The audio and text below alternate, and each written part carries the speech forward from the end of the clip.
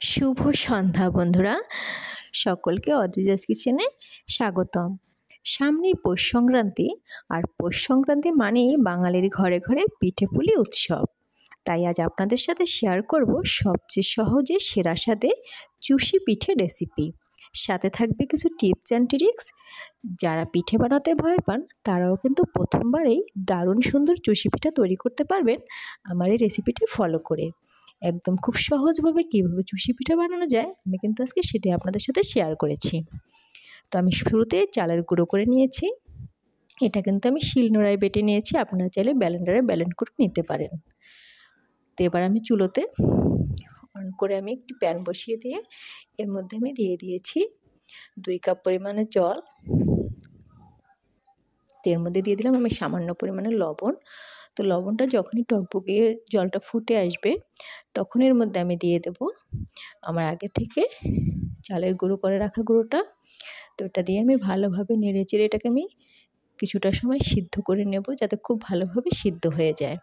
তো এটা সিদ্ধ হয়ে গেলে আমি কিন্তু এটা হাতের সাহায্যে ভালো করে মথে মথে একটি খুব নরম ডো তৈরি করে রেখেছিলাম, এবং এটাকে একটি ভিজে কাপড়ের সাহায্যে মুড়িয়ে রেখে দেব।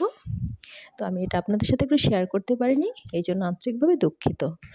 তো এবার কিন্তু আমি দেখতে পাচ্ছেন এভাবে একটু একটু করে ডো নিয়ে আমি এভাবে লম্বা লম্বা ফিতের মতো বানিয়ে নিচ্ছি। এটা চাইলে কিন্তু যে কোনো কেউই বানাতে পারবে। এবারে হচ্ছে চুষি পিঠাটাকে আমি লম্বা যে ফিতার মতো বানিয়ে নিয়েছিলাম, এটার থেকে ছোট ছোট টুকরো করে আমি চুষি পিঠার শেপ দিয়ে নিচ্ছি। তো দেখতে পাচ্ছেন আমি কিন্তু আপনাদের সাথে কাটাটাও শেয়ার করেছি। তো চুষি পিঠা কাটাটা কিন্তু খুব বেশি কঠিন কিছু নয়, আপনি আশা করছি আপনারা ট্রাই করলেই পেরে যাবেন। তো দেখতে পাচ্ছেন আমি কিন্তু অনেকগুলো পিঠে কেটে নিয়েছি অলরেডি। তো কতটা সুন্দর এবং সরু হয়েছে দেখেই বুঝতে পারছেন। তো আমরা আজকে বাসায় যেহেতু অনেকেই ছিলাম, তাই আমরা হাতে হাতে সবাই বানিয়ে নিয়েছি, কারণ এই পিঠাটা একটু 2-4 জন লোক বেশি হলে বানাতে ভালো হয়। তবে আপনি চাইলে কিন্তু একাও করতে পারেন। তো পিঠাটা কাটা হয়ে গেছে, এটাকে কিন্তু অনেকে সেমাই পিঠাও বলে বা চুষি পিঠাও বলে। তো এবার হচ্ছে আমি পিঠাটাকে রান্না করতে চলে যাব। তো আমি পিঠাটাকে আরেকটু আপনাদেরকে দেখিয়ে দিচ্ছি কত সুন্দর হয়েছে। আর এই কনকনে শীতে খেজুরের গুড় দিয়ে এই পিঠে রান্না করলে কিন্তু খুব ভালো লাগে। তো এবার হচ্ছে আমি পিঠেটা রান্না করব। তো আমি এখানে একটি হাঁড়ি নিয়ে নিলাম। তো এখানে আমি 4 কেজি পরিমাণে দুধ দিয়ে দিয়েছি।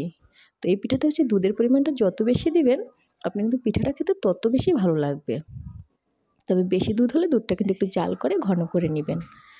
তো এবার আমি দুধটাকে জাল করে নিচ্ছি। নিয়ে আমি এর মধ্যে আবার কিছুটা পরিমাণ পাউডার দুধ, এটা আমি লিকুইড করে এর সঙ্গে মিশিয়ে দিচ্ছি।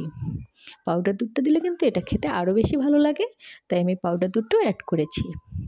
এবার আমি খুব ভালো করে এটাকে জাল করে ফুটিয়ে নেব। তো আজকে কিন্তু আমি খেজুরের গুড়টা ব্যবহার করব, কারণ শীত মানেই খেজুরের গুড়ের পিঠে একটা দারুণ স্বাদ। তো খেজুরের গুড়টাকে আমি কি করেছি, আমার এটা যেহেতু পাটালি ছিল, তো এটাকে আমি জল দিয়ে একটু লিকুইড করে গরম করে নিয়েছি। এটাকে অবশ্যই গরম করে লিকুইড করে ঠান্ডা করে দুধের মধ্যে দিবেন, যাতে করে দুধটা ছানা কেটে না যায়। তাহলে কিন্তু দুধটা ছানা কেটে যাবে না। তো অবশ্যই কিন্তু লিকুইড করে ঠান্ডা করে নিতে হবে, আমি বারবার বলছি, নয়তো কিন্তু দুধটা ছানা কেটে যেতে পারে। তো অবশ্যই একটু দুধের সাথে মিশিয়ে দেখবেন যে ছানা কেটে যায় কি না।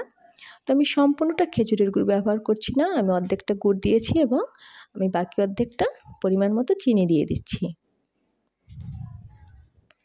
তো চিনি দিয়ে এবার এটাকে আমি ভালোভাবে নেড়ে চেড়ে প্রায় 8 থেকে 10 মিনিটের মতো আমি ভালো করে ফুটিয়ে জাল করব।